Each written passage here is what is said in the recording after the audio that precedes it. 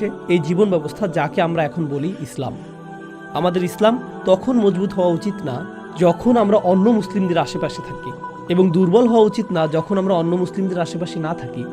কারণ আমাদের ধর্ম হলো ইব্রাহিম আলাইহিস সালামের ধর্ম।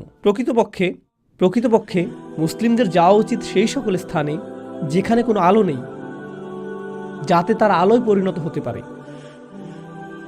হ্যাঁ, খারাপ পরিবেশের প্রভাব আপনার উপর পড়তে পারে, কিন্তু এটা আপনাকে প্রভাবিত করবে যদি আপনার মানসিকতা দুর্বল হয়, যদি বিশ্বাসের প্রতি আপনার অঙ্গীকার দুর্বল হয়।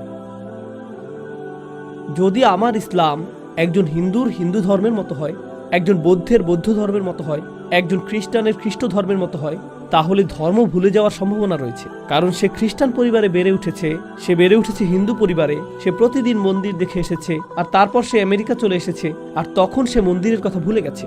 এরকম হলে আমাদের শুধু থাকবে সাংস্কৃতিক ইসলাম।